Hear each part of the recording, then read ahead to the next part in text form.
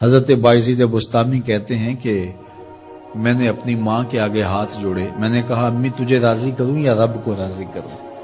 تو اپنے حق مجھے معاف کر دے، اللہ کو میں راضی کر لیتا ہوں۔ ماں نے کہا جاؤ پتر میں اجازت دیتی ہوں۔ گئے جنگلوں میں ذکر و فکر میں لگے رہے، تنہائی میں اس کو یاد کرتے رہے، دن رات ذکر کے چراغ روشن رکھے۔ 12 سال گزر گئے حق کی تلاش میں۔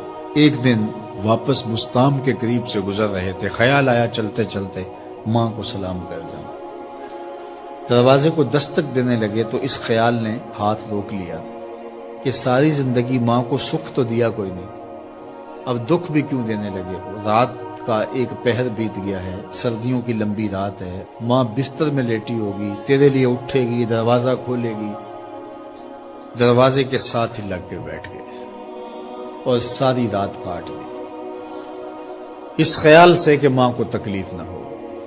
جب سحری کا وقت ہوا تو اندر سے جو نالی آتی تھی اس نالی سے پانی آیا، سمجھ گئے میری ماں تہجد کے لیے اٹھی ہے اور وضو کا پانی ہے، تو فوراً دروازے پہ دستک دی۔ اندر سے آواز آئی بیٹا بایزید میں ابھی آئی۔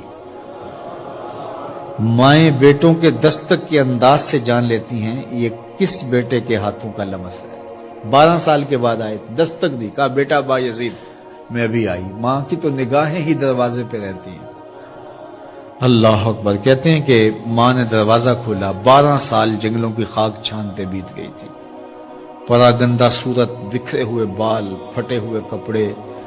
میری ماں کی جب نگاہ میرے پہ پڑی تو اس کی چشمان سے موٹے موٹے آنسو ٹپکنے لگے، اور اس نے ایسے ہاتھ پھیلا کے کہا مالک میرا بیٹا بایزید تیری طلب میں نکلا تھا، تو نے ابھی تک اسے اپنا قرب نہیں دیا۔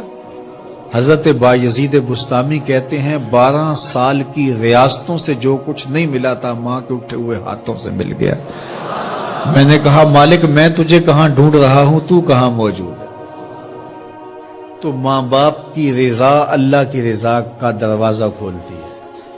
جن لوگوں کے ماں باپ ناراض ہیں اور وہ جا کے پیر صاحب کی خدمت کرتے ہیں اور میاں ماں کے قدم چومو، باپ کی ٹانگیں دباؤ، ان کی خدمت کرو، تمہارے پہلے مرشد وہ ہیں، ان کو راضی کرو، پھر کسی شیخ کامل کی صحبت میں آنا، دیکھو کیسے دل کی بند کھڑکیاں کھلتی ہیں۔